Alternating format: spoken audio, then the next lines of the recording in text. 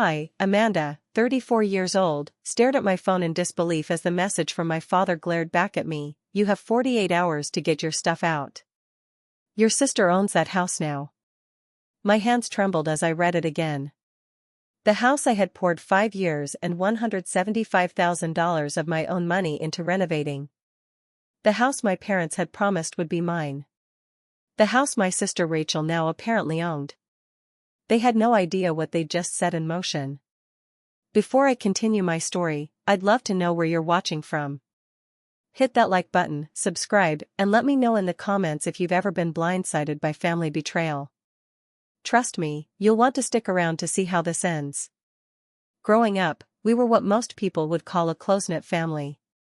My parents, my younger sister Rachel, and I lived in a suburb of Boston in the same house my father had grown up in.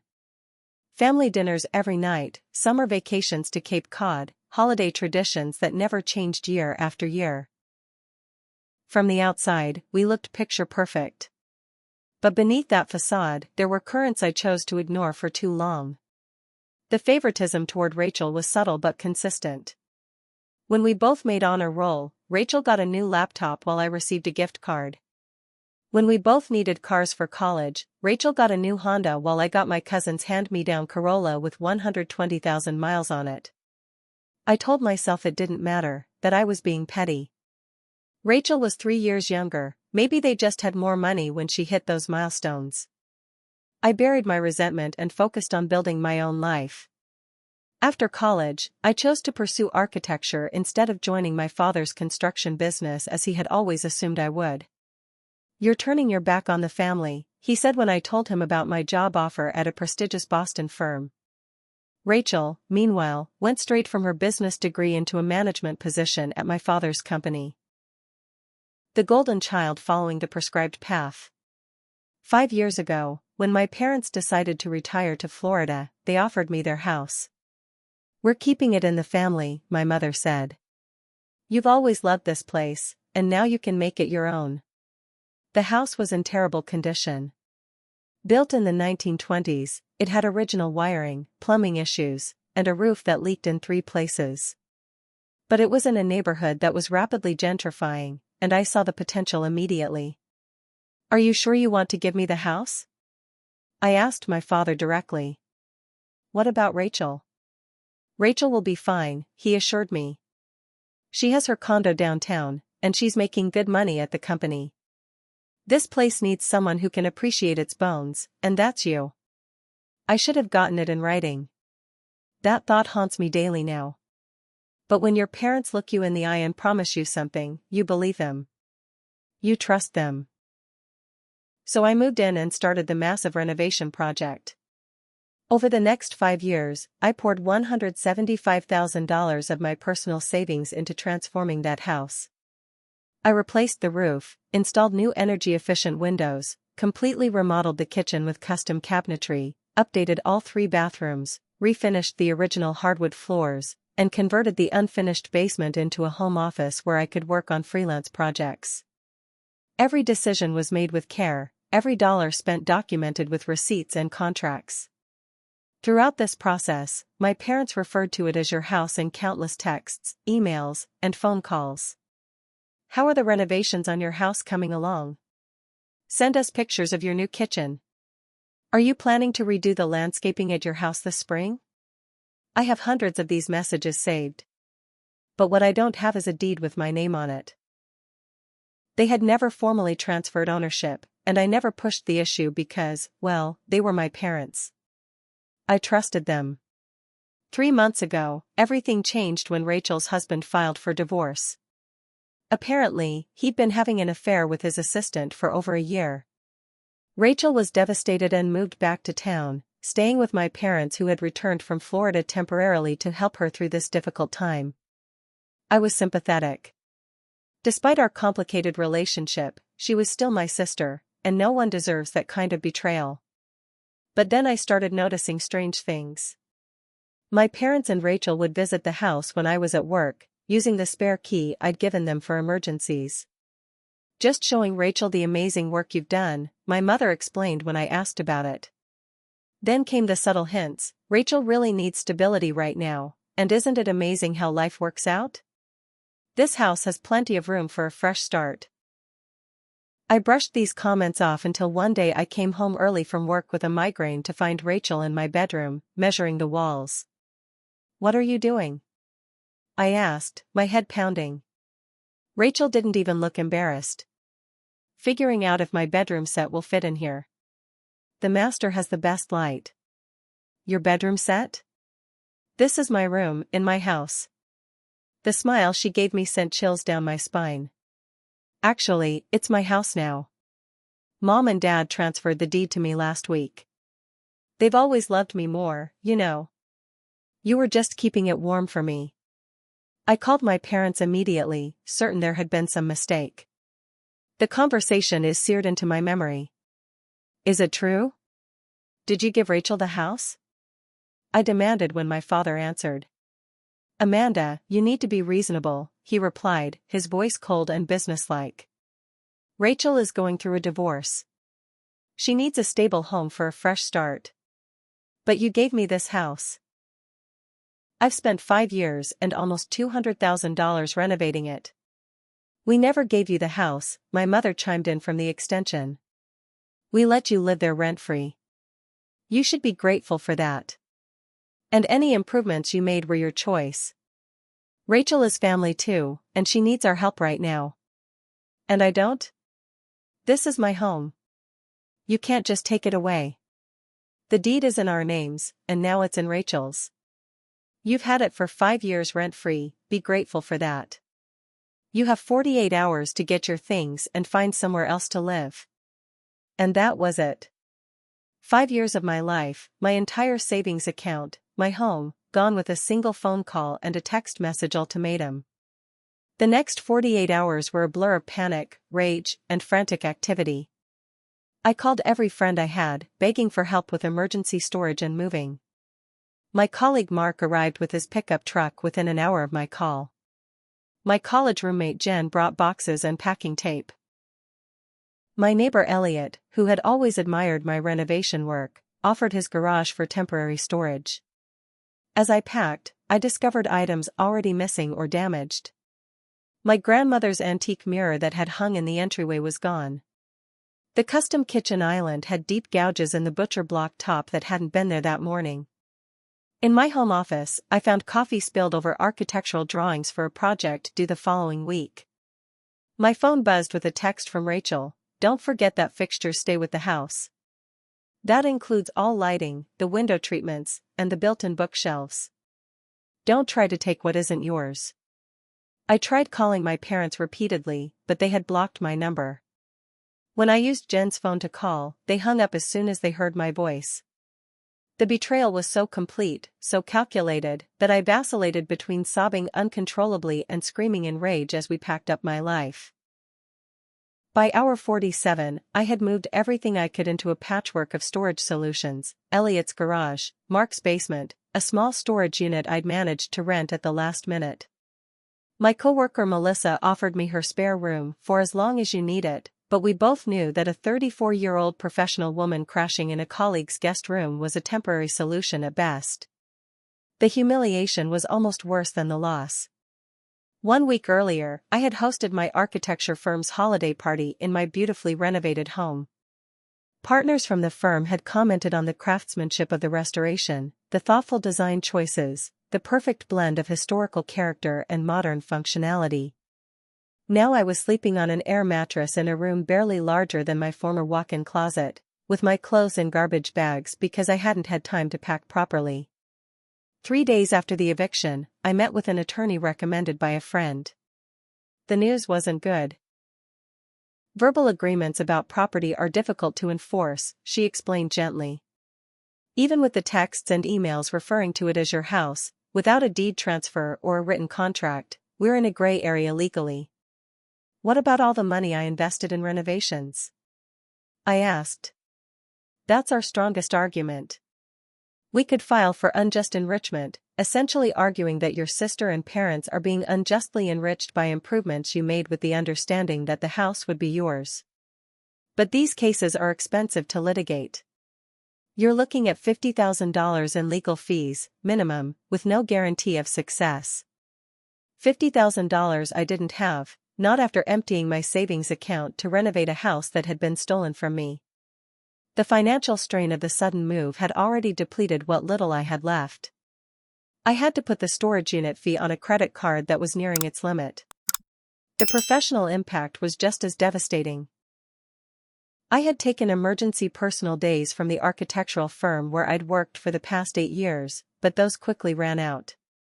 A major project deadline passed while I was searching for stable housing, resulting in an angry client and a tense meeting with my boss, Jeff. "Amanda, I understand you're going through something difficult," he said, his expression a mixture of sympathy and concern, "but Blake Development is threatening to take their business elsewhere. We can't afford to lose a client of that size." "I know, Jeff. I'm sorry. I'll make it right. I just need a little more time to get settled. Take the rest of the week, but I need you back at 100% on Monday. And I need you to personally call Blake and assure them their project is on track." I nodded, knowing that even this small accommodation was stretching his patience.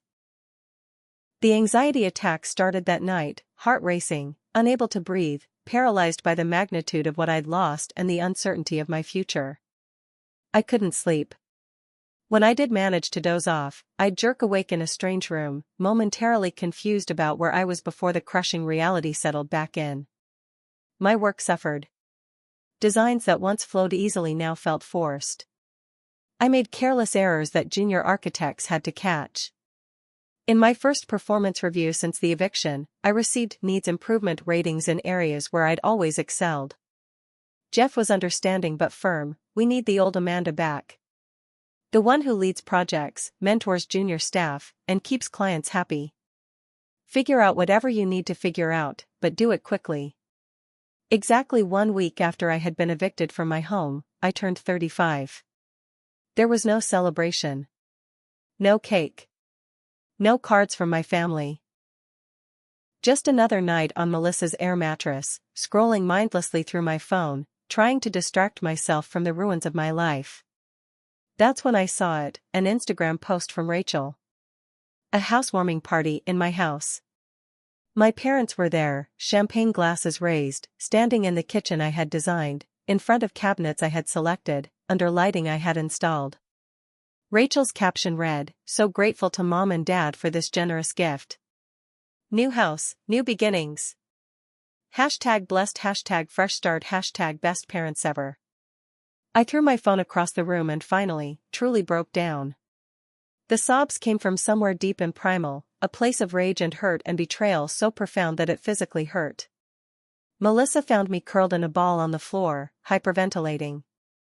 After calming me down with a cup of tea and a gentle pep talk, she looked me straight in the eyes. "Amanda, you need to fight back.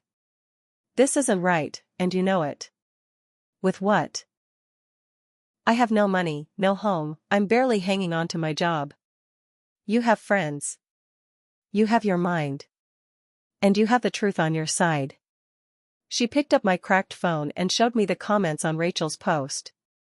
Friends and acquaintances were already questioning the situation. "Isn't this Amanda's house? Didn't Amanda renovate this place herself? Where's Amanda? I thought this was her home?" Something shifted inside me in that moment. A steely resolve replaced the despair. I looked at Melissa and said words that would change everything. "This isn't just about a house anymore." The next morning, I received a LinkedIn message from an unexpected source, Janet Parker, my father's secretary of 15 years. "Amanda, I'm sorry to reach out this way, but I think we need to talk. What's happening to you isn't right, and there's more going on than you know. Can we meet somewhere private?" I suggested a coffee shop across town, far from my parents' usual haunts. Janet was already there when I arrived, nervous energy radiating from her as she shredded a napkin into tiny pieces. "I'm risking my job by talking to you," she began without preamble. "But I've watched your parents do this kind of thing before, and I can't stay silent anymore." "Do what kind of thing?" I asked, leaning forward. "Manipulate people. Make promises they never intend to keep. Use people until they're not useful anymore, then discard them. She pulled out a manila folder from her bag. Your father's company is in trouble. The IRS has flagged them for a potential audit. They've been cutting corners for years, misclassifying employees as contractors, claiming personal expenses as business deductions, underreporting income. I'm not surprised, but what does this have to do with my house? Everything. They're liquidating assets, moving money around. And I think. She hesitated. I think they've been using your credit history somehow. I've seen your name on loan applications, but the signatures don't match the ones I have on file from when you briefly worked for the company in college. My blood ran cold. Are you saying they've been committing fraud using my identity? Janet nodded grimly. I think so. And I have reason to believe they've remortgaged your house, well, the house you were living in, multiple times over the past few years. I've seen the paperwork cross my desk. 3 different mortgages, but you never saw a penny of that money, did you? No, I whispered, the implications dawning on me. They've been using the house as a piggy bank while I paid to renovate it. Exactly. And now I think they're planning to sell it. The housing market in that neighborhood has exploded. With the renovations you've done, they could make a fortune. She slid the folder across the table. Here's everything I could safely copy. Bank statements, loan applications, emails about the property. Why are you helping me? I asked, still suspicious despite my desperation. Janet's face hardened. Because they promised me a retirement package after 15 years of service. Instead, I'm being pushed out with nothing while they bring in your father's golfing buddy's son to replace me. I want justice too, Amanda.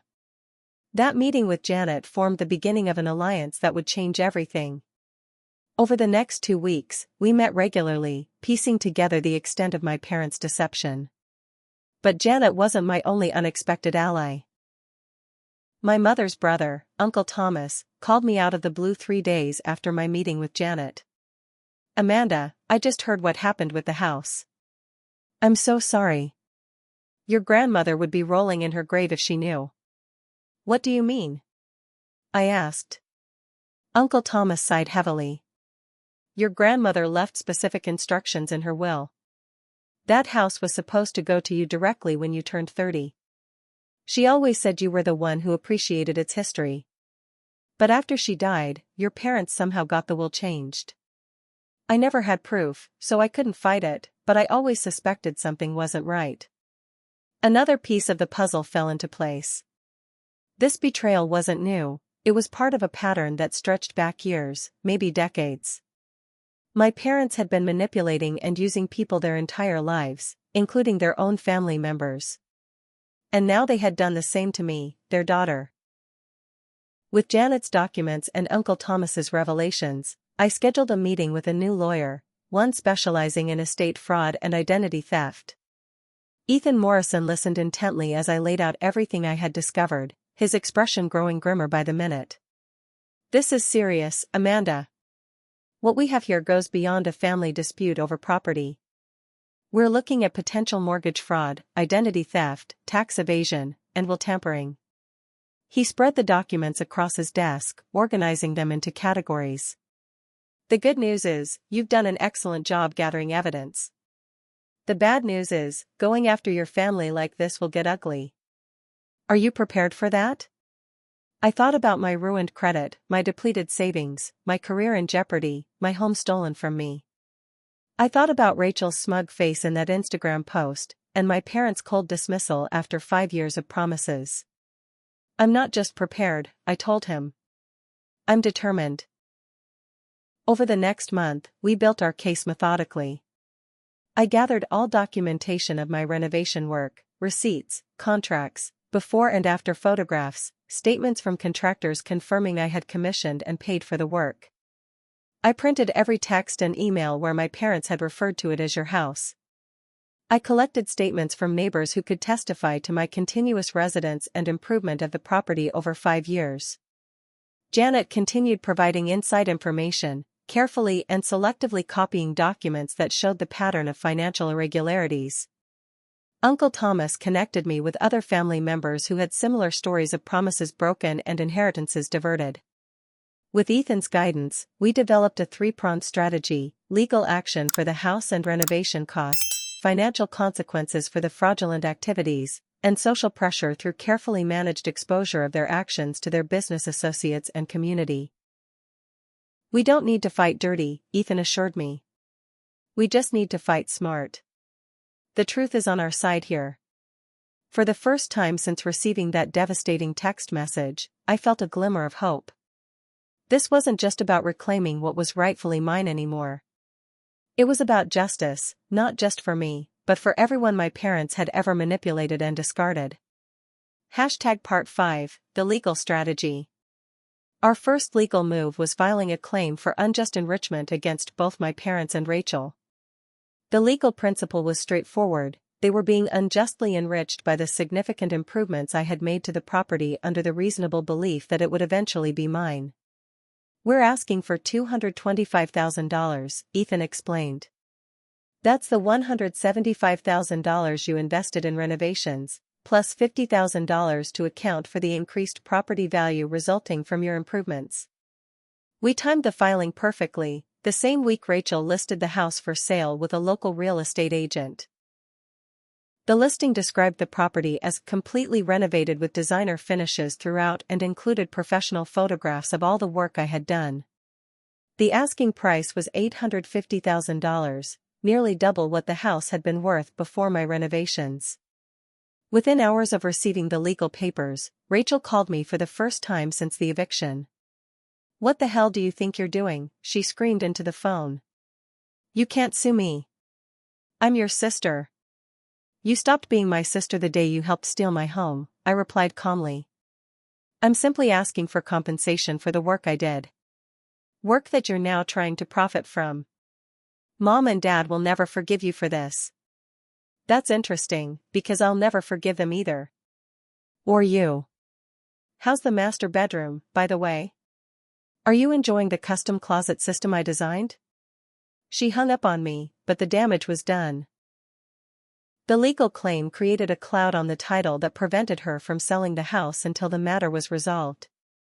It was just the first step in our strategy.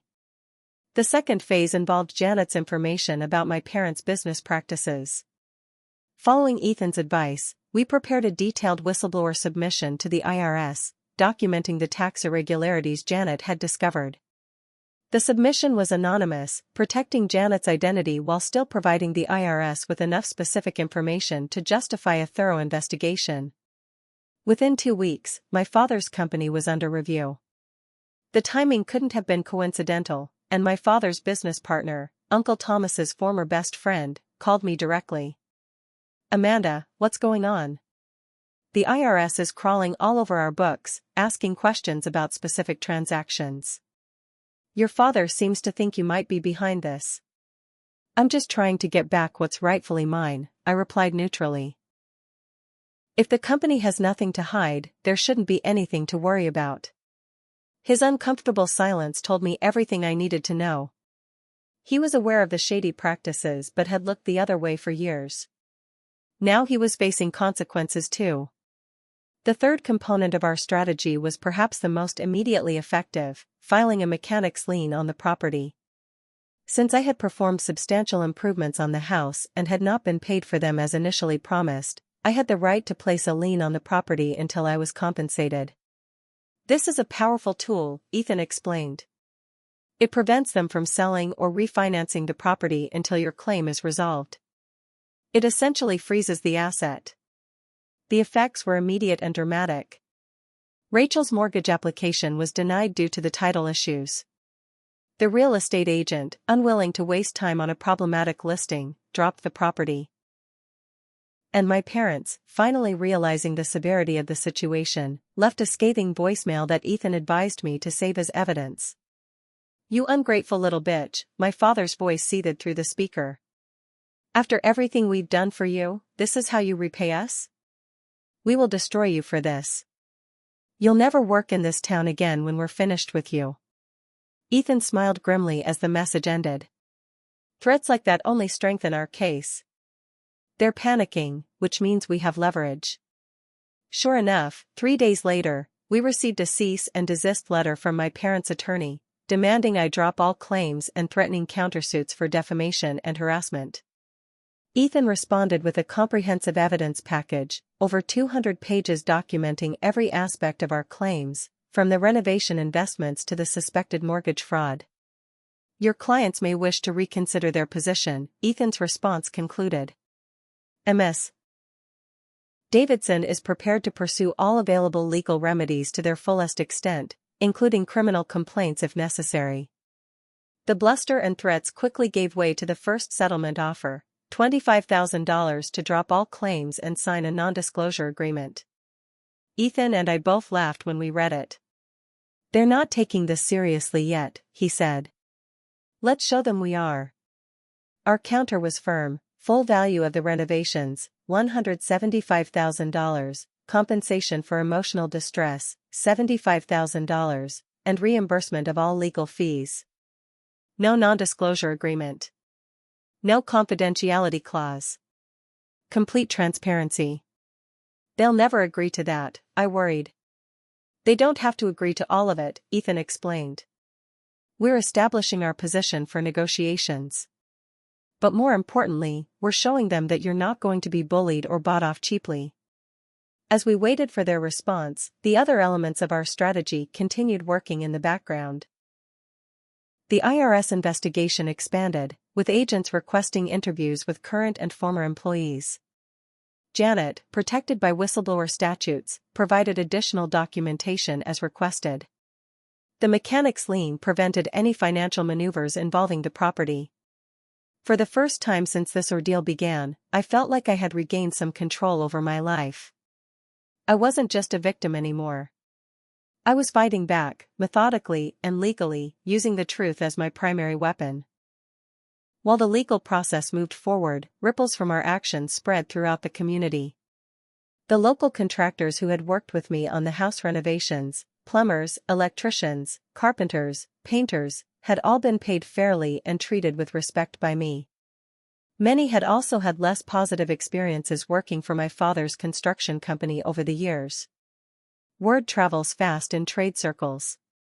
When these contractors learned what had happened, they began refusing to work with my parents or Rachel on any projects related to the house.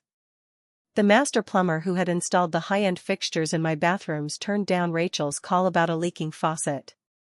Sorry, I'm booked solid for the next 6 months, he told her, then texted me immediately afterward. She offered triple my usual rate. Still said no. Some things are more important than money. Family friends began choosing sides after learning the true story. My mother's bridge club, where she'd been a member for over 20 years, suddenly had no openings when she tried to rejoin after returning from Florida. My father was quietly asked to resign from the board of the local business association. People who had known us for decades were making their judgments known through 1,000 small social exclusions. Even Rachel's children, my niece and nephew ages 10 and 8, became unwitting participants in the family drama.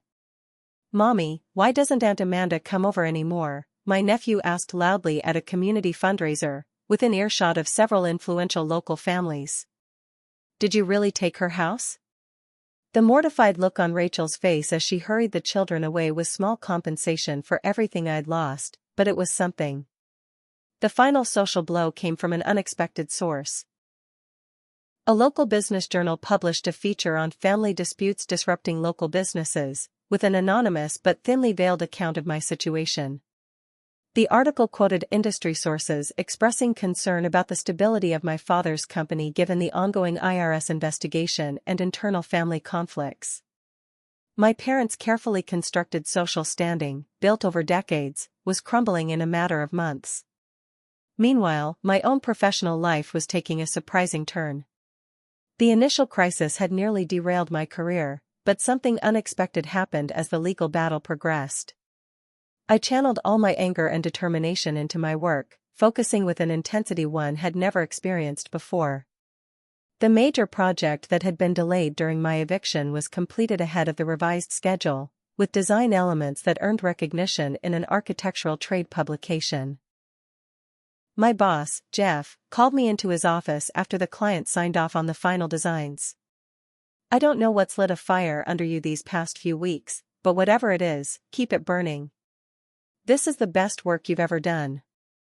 2 weeks later, a competing architectural firm approached me with a promotion offer, associate partner, with a significant salary increase and creative control over residential restoration projects. The timing couldn't have been better. The additional income would help fund my ongoing legal battle, and the increased professional stature strengthened my position against my parents' threats to ruin my career. I accepted the offer, and with my new financial leverage, authorized Ethan to bring in additional specialized legal support, a forensic accountant to trace the money from the multiple mortgages my parents had taken out on the house, and a private investigator to document any attempts to hide or transfer assets as the legal pressure increased. While my professional star was rising, Rachel's situation was deteriorating rapidly. Without contractors willing to work on the house, small maintenance issues were becoming larger problems. A minor leak in the upstairs bathroom, one I would have fixed immediately, went unaddressed until water damage stained the custom ceiling in the dining room below. The sophisticated irrigation system I had installed for the landscaping was improperly winterized, resulting in burst pipes and flooded gardens. The homeowners association, which had always praised my meticulous maintenance of the property, began issuing violation notices for unkempt landscaping, peeling paint on the front porch, and garbage cans left visible from the street. Each violation came with a fine, adding financial pressure to Rachel's already strained circumstances. To make matters worse for her, Rachel's ex-husband learned about the house transfer through mutual friends and immediately filed court papers questioning the timing of this substantial asset acquisition.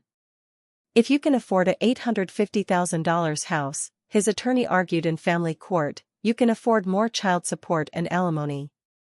The divorce proceedings, which had been nearing completion, were now reopened to investigate possible hidden assets. Rachel's frustration boiled over in a series of late-night text messages to me. "This is all your fault. You're ruining my life just because you're jealous that Mom and Dad love me more. The house is falling apart. Are you happy now? My kids are suffering because of your selfishness. How can you do this to family?" I didn't respond to any of them, saving each message as evidence of her state of mind and as potential leverage in our negotiations. But privately, I took no pleasure in her difficulties. This wasn't about hurting Rachel or my parents, it was about justice and accountability. As for my parents, their business troubles were mounting daily. The IRS audit expanded from the company books to their personal finances, uncovering a pattern of commingling funds and questionable deductions. Longtime business associates began distancing themselves, unwilling to be caught in the fallout from potential tax fraud charges. The bank that had financed their business operations for over 2 decades called in several loans, citing concerns about financial stability as the reason. The stress was taking a physical toll on my father. Uncle Thomas reported that he had been hospitalized briefly for chest pains, though tests showed no heart attack. My mother, always concerned with appearances, had stopped attending her usual social functions, claiming a non-existent renovation project at their Florida condo required her presence there. 6 months into our legal battle, I received a call from my mother's cell phone. It was the first direct contact since the eviction. I let it go to voicemail, then listened with Ethan present. "Amanda," my mother's voice sounded thin and tearful, "this has all gone too far. Your father isn't well. His blood pressure is through the roof, and the doctor says the stress could kill him. Is that what you want? To destroy your family? To kill your father? Please, please stop this madness before it's too late. We're still your parents. We still love you." Ethan watched my face carefully as the message ended. "Are you okay?" I took a deep breath. "Yes. It's just another manipulation tactic. They're trying to use guilt now instead of threats. But it's not going to work." "Good," he nodded approvingly. "Because we're in a strong position heading into mediation next week. Stay focused on the end goal." And I was focused, more focused than I had ever been in my life. This wasn't just about a house anymore. It was about standing up to the people who had betrayed me at the most fundamental level. It was about refusing to be a victim. And increasingly, it was about making sure they could never do this to anyone else again. Part 7, The Settlement Negotiation. The first mediation meeting was scheduled at a neutral location, a conference room in a downtown law firm that specialized in dispute resolution. I arrived early with Ethan, my stomach in knots despite months of preparation. This would be the first time I would face my family in person since the eviction. My parents and Rachel arrived together, flanked by their attorney, a silver-haired man in an expensive suit who exuded confidence and disdain in equal measure. My father looked older than I remembered, his face gray and drawn. My mother had lost weight, her designer outfit hanging loosely on her frame. Rachel avoided eye contact completely, studying her manicure as though it contained the secrets of the universe. The mediator, a former judge with a reputation for fairness and efficiency, explained the process and ground rules before inviting each side to present their position. My parents' attorney went first, painting a picture of a generous family allowing an ungrateful daughter to live rent-free in their property, only to be repaid with vexatious litigation when they needed to reclaim their asset to help another child in crisis. When it was our turn, Ethan opened a laptop and projected a slideshow onto the conference room wall. The first image was a before and after of the house, the dilapidated condition when I moved in contrasted with the beautifully restored home I had created. He followed with a methodical presentation of evidence. Receipts for materials, contracts with laborers, texts and emails from my parents referring to it as my house, statements from contractors confirming I had commissioned and paid for all work, before and after appraisals showing the dramatic increase in property value due solely to my investments. My parents' faces grew increasingly pale as the presentation continued. When Ethan switched to the financial evidence Janet had provided, documentation of multiple mortgages taken out against the property, loan applications with my forged signature, tax returns with questionable deductions, my father slumped in his chair while my mother covered her face with trembling hands. This isn't just about a house, Ethan concluded. This is about a pattern of deception, manipulation, and potential criminal activity that has caused Ms. Davidson significant financial and emotional harm. We are prepared to pursue this matter through the courts if necessary, including referrals to the appropriate authorities for the more serious issues we've uncovered. The mediator thanked both sides for their presentations and suggested a break for private consultations. As we stood to leave the room, Rachel suddenly spoke for the first time. "You always wanted everything, Amanda," she spat, her voice shaking with emotion. "You couldn't stand that Mom and Dad finally did something for me instead of you. You've always been jealous of me." I looked at my sister, really looked at her, and felt a strange mix of pity and resolve. This isn't about jealousy, Rachel. This is about right and wrong. They promised me that house. I put 5 years of my life and my entire savings into it. Then you all conspired to take it from me without warning or compensation. What would you have done in my position? She had no answer, just angry tears as she stormed out of the room. The afternoon session was even more revelatory as the family's united front began to crack under pressure. Rachel blamed my parents for not handling Amanda properly and putting her in this position. My father accused Rachel of pressuring them into the transfer when they had intended to sell the house to fund their retirement. My mother tearfully admitted they couldn't afford their Florida condo and had been counting on selling Amanda's house to pay off mounting debts. "You told me you had plenty of money for retirement," Rachel said accusingly to my father. "You said this was just about helping me after the divorce." "We had to tell you something," my father muttered. "The business hasn't been profitable for years. We've been keeping up appearances, but the reality is we're nearly bankrupt."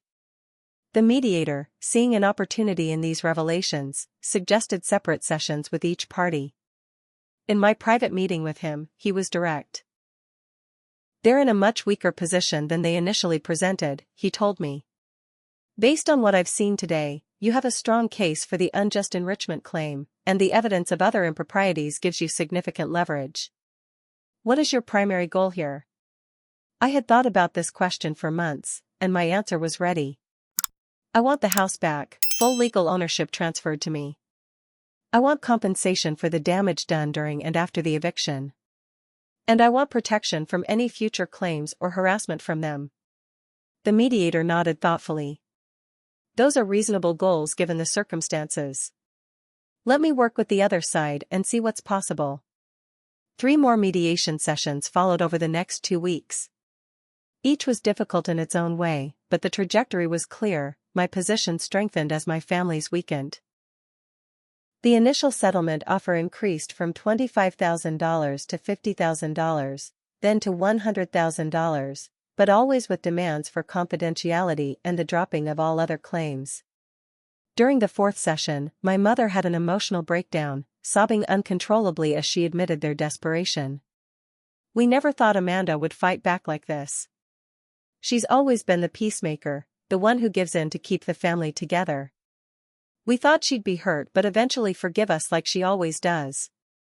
Her words struck me like a physical blow. They had counted on my love for them, on my desire for family harmony, to get away with this betrayal. They had weaponized my best qualities against me. The realization hardened my resolve even further. That same evening, my father was hospitalized with what turned out to be stress-induced atrial fibrillation, not immediately life-threatening, but serious enough to require medication and monitoring. The next morning, Rachel called me directly, her voice subdued and desperate. "This has to end, Amanda. Dad's in the hospital. Mom's having anxiety attacks. My ex is using this against me in the divorce. The kids are asking questions I can't answer." She paused, then added quietly, "I never wanted it to go this far. I just needed a place to live after Tom left." For the first time since this began, I felt a twinge of doubt about my relentless pursuit of justice. Was I becoming like them, so focused on winning that I was willing to destroy the family in the process? Was vengeance consuming me the way greed had consumed them?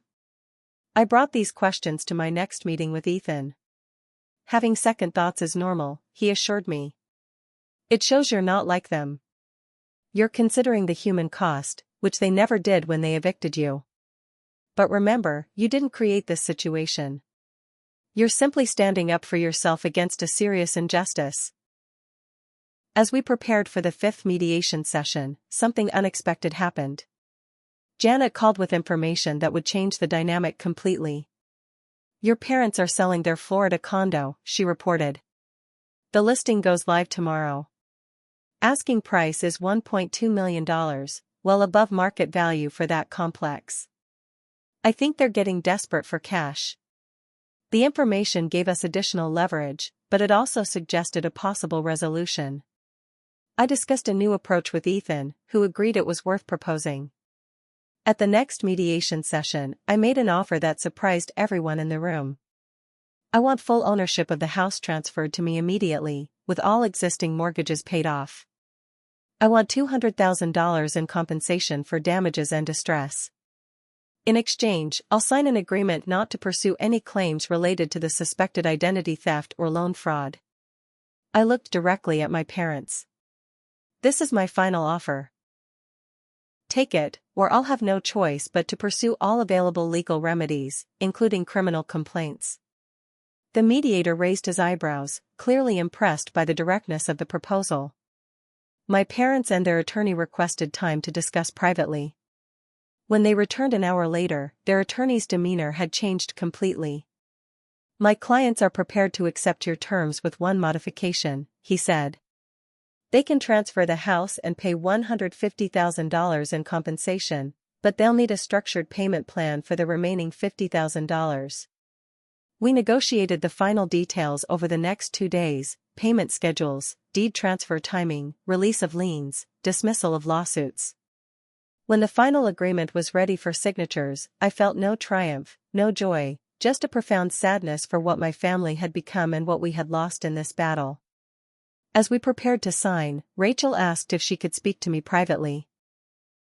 Against Ethan's advice, I agreed to a 5-minute conversation in an adjacent conference room. "I'm sorry," she said simply when the door closed behind us. I knew it was wrong, but I was desperate after the divorce. I let Mom and Dad convince me that you owed us somehow, that you'd had advantages I never had. She looked down at her hands. I was wrong, and I'm sorry. I studied my sister's face, searching for signs of manipulation or deceit, but found only exhaustion and regret. I appreciate that, Rachel. But it doesn't change what happened or what needs to happen now. I know, she nodded. I just wanted you to hear it from me directly. We're probably never going to be close again, but I needed you to know that I regret my part in this. I nodded acknowledgement but offered no forgiveness. That might come someday, but not yet. The wounds were still too fresh, the betrayal too profound. We returned to the main conference room and signed the documents that would end this chapter of the family saga, each of us leaving with a piece of what we wanted but none of us truly whole. 2 weeks after signing the settlement agreement, I stood on the front porch of my house, legally and unquestionably my house now, key in hand, heart pounding with anticipation and dread. What would I find inside? How much damage had been done in my absence? The reality was worse than I had imagined. Rachel had lived in the house for 7 months without performing any maintenance or repairs. Water damage from the leaking upstairs bathroom had spread to 3 rooms. The hardwood floors I had painstakingly refinished were scratched and stained. Cabinet doors hung from broken hinges. The custom paint colors I had selected had been covered with hasty, dripping coats of cheap white paint in some rooms, leaving others untouched, creating a disjointed, unfinished feeling throughout. But the most painful discoveries were the deliberate acts of destruction. The built-in bookshelves in the living room had been partially dismantled, with splintered wood suggesting someone had taken a hammer to them. The custom kitchen island had deep gouges in the butcher block top. My home office had been used as a storage room, with heavy boxes leaving permanent indentations in the carpet. I sat on the stairs, the beautiful oak stairs I had stripped and refinished by hand, and allowed myself 15 minutes to cry. To mourn not just the damage to my home, but the loss of the family I thought I had. When the 15 minutes were up, I dried my tears, stood up, and got to work. This house had been my sanctuary once. It would be again. Word of my return spread quickly through the neighborhood and the local contracting community. Within days, offers of help started pouring in. The master plumber who had refused to work for Rachel showed up unannounced with his tools and 2 assistants. No charge, he insisted when I tried to pay him for fixing the bathroom leak. You've always been fair with me. This is me returning the favor. The carpenter who had built my kitchen cabinets arrived with wood putty, sandpaper, and stain to repair the damaged island. Breaks my heart to see my work treated this way, he said, running his hand over the gouges. Let's make it right. Even my neighbors pitched in, organizing a weekend restoration party where a dozen people helped scrape the cheap paint off walls, repair damaged drywall, and clean the neglected landscaping. Community, I discovered, could be found in unexpected places when family failed. 3 weeks into the restoration process, the carpenter made a remarkable discovery while removing a damaged section of wainscoting in the dining room. Behind the wood panel was a small cavity containing an envelope, yellowed with age. Inside was a letter in my grandmother's handwriting, dated 2 months before her death. To whoever finds this, it began, if you're reading these words, you've taken the time to care for this old house, to look beneath its surface and tend to its bones. I hope that person is my granddaughter Amanda, who even as a child understood the value of history and craftsmanship. The letter continued, expressing her wish that the house pass to me, detailing her conversations with my parents about this intention, and even referencing the formal provision in her will. It was the confirmation I had needed, not just of my legal right to the house, but of the spiritual connection I had always felt to this place and to the grandmother who had recognized that connection. I framed the letter and hung it in the entryway, a reminder that some bonds transcend betrayal and legal battles, that some intentions find their way to fruition despite interference. The aftermath for my family was as I had expected. My parents sold their Florida condo at a significant discount from their asking price, using the proceeds to pay off the settlement and downsize to a small rental condo in a less prestigious area. My father's company ultimately filed for bankruptcy protection after the IRS assessment, ending his business career in the failure he had always feared. Rachel, faced with mounting legal bills from both the property dispute and her increasingly contentious divorce, relocated to another state for a fresh start. She sent birthday cards to me for the next 2 years, awkward, guilt-laden attempts at reconciliation that I acknowledged with polite but distant responses. Some wounds may heal with time, but the scars remain. Not all family relationships were lost, however. Uncle Thomas and several cousins who had their own histories of manipulation by my parents reached out to reconnect. We formed a new kind of family unit, bound not by obligation or blood alone, but by shared experience and mutual respect. We established clear boundaries and honest communication, determined not to repeat the toxic patterns of the past. As for me, the experience transformed my professional life in unexpected ways. 6 months after regaining my house, I left the architectural firm to start my own business specializing in historic home restoration and reclamation. My first clients were people like me, individuals who had inherited or purchased damaged properties and needed help revealing and restoring their original beauty. The business grew quickly, fueled by word-of-mouth recommendations and a portfolio of stunning before and after transformations. I hired 2 junior architects and an interior designer, moving operations from my home office to a small commercial space downtown.